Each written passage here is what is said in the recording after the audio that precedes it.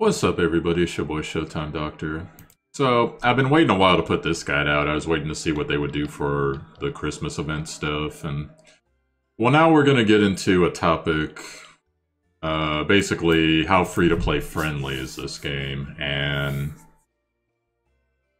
You know, all the stuff that you need to do, what does the game give you, what all's going on with the game. So this is for anyone that is either on the fence for playing this game, or you just feel like watching to watch. But I'm making this for a person who looks at this game and says, do I want to play that game? Outside of all the gameplay elements, etc.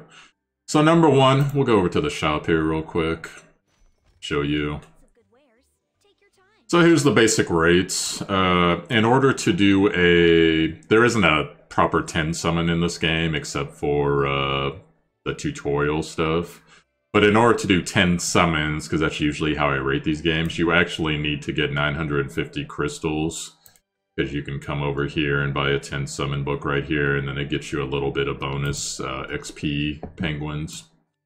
So here are the rates for crystals right here. So essentially, if you want to do a 10 summon, because you get bonus stuff here, as you can see, it's 30 bucks. So, you know, depending on if you're like a Google engineer or whatever you got going on in real life, you're a real estate mogul, that probably looks like nothing. But to the average free-to-play, you know, clearly, they're looking at this like, maybe for Christmas or something, or if I got a Google Play card or whatever's going on.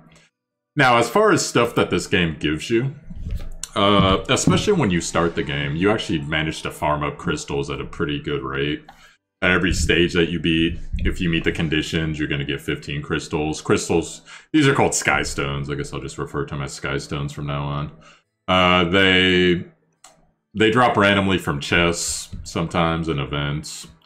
And for the most part, they're not that hard to get, but it does slow down when you beat the regular world. Now, the world, it has a normal mode. Oh, by the way, there are also quests and stuff you can do that I can't show you now, but a lot of them give you bonus crystals, and same thing with the region rewards. When you get all the stars on a certain level, you get extra... you know, 50 crystals there per stage, and there's actually a lot more stages than just your straight 1 to 10. You know, there's 3S and 3, 2 and 2S, etc. So there's some extra stages, 9-1, 9-2, 4-1, 4-2. And then there's also a hard mode, world difficulty it's called, where you basically get the same thing, but you don't get the quests, unfortunately, which sucks. And then, like, we'll go over here to 3S, I'll show you guys. The region rewards are a little different, but you get double the crystals now, and then this is actually a skill-up seed. So, they do give you a lot of stuff, and there are also achievements, which I will show you over here, the reputation. Now, these have random rewards, there's some daily rewards that you get some crystals from. And, you know, depending on what you're going for, there's different factions, and they'll give you different things like upgrade tokens, gold, etc. So there's a fair amount of this, as well as when you get these high enough, they give you some passive rewards, which are pretty nice. And then sometimes during the, you know, the GM will just randomly mail you stuff. This is all stamina right here. That's usually what the stamina stuff is. But, now, as far as, is that enough to get you started in this game? And, you know, there are actually, before I do show you that, let me show you, there's another, aside from crystals, you got some packs. These are the Christmas packs that they're pushing right now. Now, whether these are good or not, I couldn't tell you because I don't actually buy packs for the most part, but I'll tell you what all comes with. We'll start with the 100 pack. So on the 100 pack, you get 1,500 Sky Stones. That's enough for a summon and a half. 15 summons, basically. And then 50 of these leaves are basically to grow growth material for the most part for your characters. This is gold, 3 million gold. Seems like a lot, but you'll actually go through that pretty quickly once you get to mid-game. Sky Stones, these are the actual summon currency. Oh, my bad, yeah, these are crystals. Sky Stones are the actual summon currency. And then these are actually, I forget what they're called, moonlight tokens or something like that, but essentially... these are what you use to summon the really rare characters in the game. And then these Molagoras, they're for skill ups for your characters, to make your character's skills a little bit more powerful. or proc more, etc. So, and they got Molagora packs. This is hot, apparently. 49. And your welcome pack, you know, this is actually a pretty good deal. I should have actually done this one probably, but whatever. I just did a big move in real life, so I'm kind of being frugal with my money. So, you know, they got your typical rank up packs, your monthly packs. You're gonna get X amount of Sky Stones daily, etc. You got a monthly summon pack, which is pretty good. Gold pack, like I said, you'll go through gold like nothing. Leaves, you can actually purchase a variety of things with that. Dungeon tries, stamina, etc. And then Nurture pack, this is for your characters to get them upgraded star levels and experience-wise. Experience is actually, it isn't an instant thing like it is in some games where you can just go to max like instantly. You gotta actually work for it. It'll probably take you about 2 to 3 days worth of effort for the most part on most characters to get them to like, say, 50, 40. Whatever you're going for your typical player. Now, there are some other bonuses, like Guild gives you a little bit of bonuses for farm rate, XP, etc. As far as the total cost in this game, because there's actually a ton to do in this game. One of the things is gear. You got to get your character's gear up to plus 15, and it gives them bonus stats. But if you want to, say, take this off, that's going to cost you a fair amount of gold. So that's how this game works, and you see my gold total isn't exactly that high. Now, I have managed to get a couple characters fairly built up, like Ravi's fairly built up. I need to change her boots. My Vildred's pretty built up, etc. But for the most part, not only are you going to have to do that, you're going to have to promote your characters, which the farming just takes a while. It's not such a big deal for cost as far as gold goes. There's these purple stars, Awakening, they're called it. You have to farm these materials in order to get it. There's skill ups.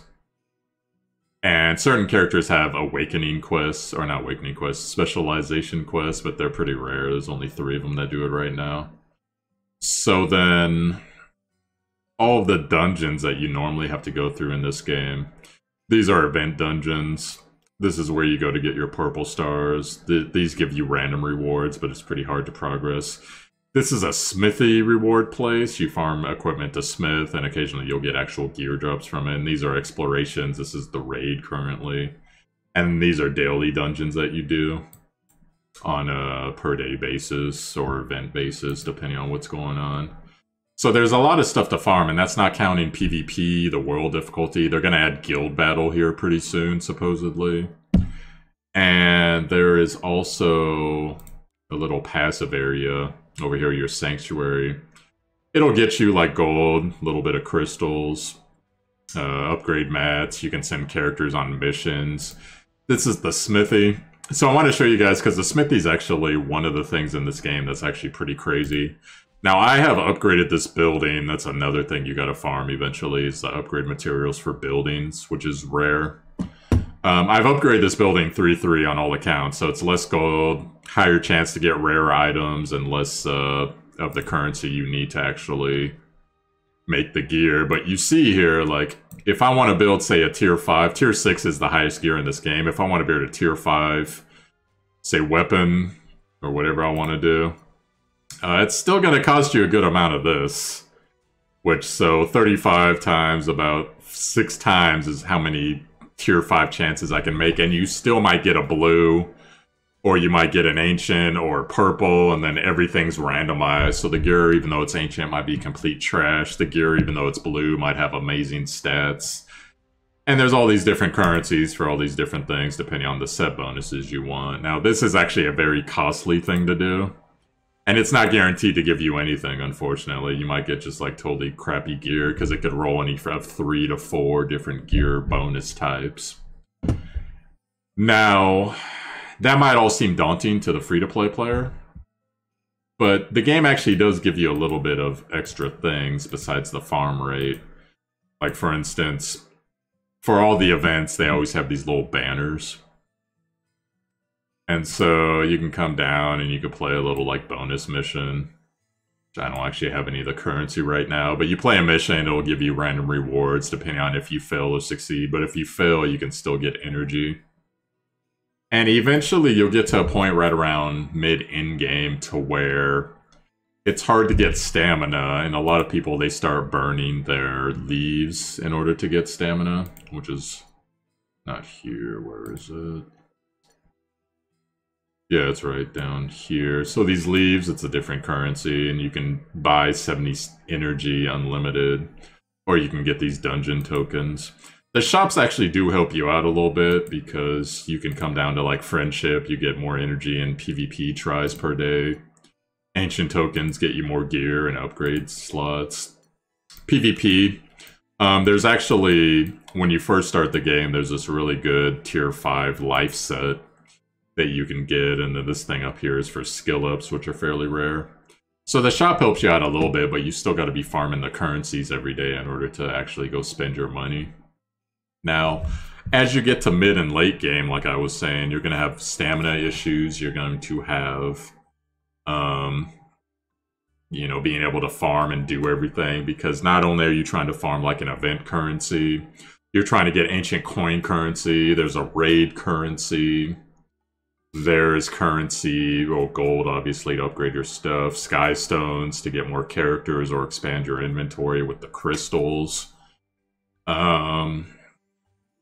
I mean, there's just all types of currencies. I've probably touched about maybe half of them in this game. So you're going to have to figure, well, what do I want to do? Do I want to raise my character's levels and evolve? Do I want to get them more purple stone awakening mats? Do I want to get them more skill up mats, which is actually a pain to farm beyond the 4th skill up? Do I want to do the specialty quest farming, which is rare but really powerful upgrades for certain characters?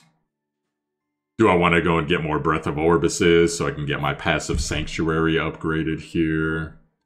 Do I want to farm for... There's this table thing over here where you got to do certain things to unlock certain characters. And it's like, do I want to farm XYZ thing in order to, you know, unlock certain characters like Yuna, who's really strong? And then even when I do that, then I got to go level her up, get her awakening mats, skill her up, etc. So... And there's a ton of characters in this game for you guys to balance out. And you gotta upgrade evolve fodder, like I'm doing right here. So essentially it's one of those games to where it keeps putting on you that your time or your money, fam. Do you want to put all the time and effort into it? And some people, they got the time to do that. Or if you're a guy or a girl that's well off, it's like, well, I'll just spend money and get all this stuff real quick so I don't have to farm every day. Because to max a character to 60 is actually... You can do it in, say, 2 to 3 days, but you gotta be on it like every day. Just that's pretty much all you're doing, is getting fodders, leveling fodders, getting the gold and stuff to level all your stuff so that you can get a 6-star. And it's a lot of work, and you're neglecting a whole bunch of other stuff in the game, so... There is a little bit of a pull on you to spend money, but that's kind of how all gotchas work. As far as, is it unfair? And is it like super heavy, like you're just going to get wrecked if you don't go pay to win? Not really. Not really. There's a lot of 3-star and 4-star characters in this game. You can choose to build up and they'll be pretty effective. Like, yeah, let's go to Arena. I'll show you guys. So... Like this right here, this is one of the better tanks in the game. That's a 4-star unit. Lorena, you can actually farm up at the table with the characters I showed you about. I believe that's Clury. Clury, I believe, is also a 4-star, but these are both upgraded specialty characters, I believe. So, they're actually a lot buffer, even though they're only 4-star at the beginning, and the guy took the time to get them to 60, which means... He farmed the 50 mats, and then he farmed the max 60 mats. Now, Sid's another 4-star. Actually turns out to be one of the better DPSs in the game. There's Lorena again. That's the unupgraded version of Lorena. Silk, you can farm from the table. I believe she's a 4-star as well. This is actually a 3-star hero right here. Curious. Pretty strong for a 3-star, which she does. Katie's right here. She's a 4-star healer. One of the better healers in the game. I honestly forget who the hell that is. So I guess I won't comment on him. Oh, that's Lots, probably. I believe regular Lots is a 4-star. He might be a 5-star, actually. Well, either way, but you saw there's a certain amount of 3-star and 4-star characters, and so you don't have to worry about, I have to pull 5 stars, I need 5 stars. There are some really good 5 stars, but for the most part, you know, you can play the game without them. Like Clarissa here, she's one of the better characters, she's a 4-star. Raz, this is the guy you start out with. He's actually serviceable as a tank in some combinations. He's a 3-star, I believe, when he starts out, so... so essentially the bottom line is there's nothing broken in this game that you absolutely have to pay money for, like costumes that affect upgrades or stats, or they upgrade certain characters' abilities and all that stuff. All that stuff is pre-farmed into the game. The game's actually pretty generous at the beginning, to where after you complete the tutorial at 110, you get a free 30 10 summons. The only time you can do 10 summons in the game. And you get to pick and choose, like you can look up tier lists, or if you want a certain character or whatever, and a certain combination of characters. So the game's very generous to you at the very beginning, and then the farm rates, etc. It gets crunchier later on, but there's still lots of stuff to do in this game, even as someone who's been playing for a couple of months. And the game's only been out a couple of months at this point. You might be watching this video a year later. But for the most part, I would say this game is pretty fair as far as, you know, free-to-play, friendly. You will feel some pressure, and one of the other things that this game does to protect, actually, is that it doesn't let you rerun dungeons. What I mean is there's no, like, run dungeon 5 times button. And a lot of people actually want that. But if you think about it, think about how easy that would be for people who pay money to be like, oh, run dungeon 500 times. Alright, I got all my materials, I'm gonna go upgrade, and then think about the rest of us. That's just like, oof. Like, that's gonna take some time to do all that. But... so there is a little bit of protection there, and for the most part, I would say this game's very free-to-play friendly. Now, there's nothing crazy like outfits that affect skills, or, you know, pay-to-win auras, or any other of the other crazy stuff that they add sometimes, or like stuff that you could only get with money. I can't actually think of anything in this game where you can farm up pretty much everything in this game and be fine. Now, you know, for you people that do pay money, money's still very effective in this game. You can get stuff quicker, you can get stuff done, you can get more powerful pretty quickly, etc. In this game, I was looking at it on the Google Play Store. It's actually number 6 as far as transactions go. Ranked number 6, at least this last month or week or whatever the hell it is on Google Play. And that's pretty good for an RPG game, because most of the time the games that are ranked high like that, you know, it's like Farmville-style games, or, you know, some type of PvP tower defense type game, or whatever's going on. But in this case, this is an RPG that's very high, because it's a very polished, very quality game for the most part. And out of the things that I could pick to complain about with this game, most of them are very minor, minutia stuff, so... anyways, but that should be it for this guide. So I hope that helped you out, any of you newer players that were thinking about playing this.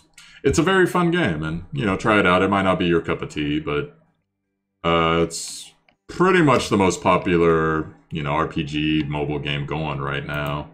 As far as I could tell. I mean, maybe Summoner's War or something like that, some long-time game, but as far as newer games go, this is the game right now, so... anyways, if you enjoyed this guide... oh, actually, I should do my promo. Yo, I'm ShowtimeDr, ShowtimeDr. If you enjoyed this content, please hit like and subscribe. Also, check my Discord, or blah, blah, blah. Check my title info. There's a link to my Discord, as well as my Twitch there. Streamless. I'm actually considering going back to streaming some other games now, because there's basically a monopoly on Twitch now, as far as the 3 people that stream this game, so...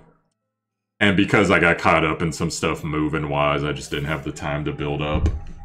So I'll just have to do that over the next couple months. But anyways, guys, y'all, catch you later on. Have a great rest of your day.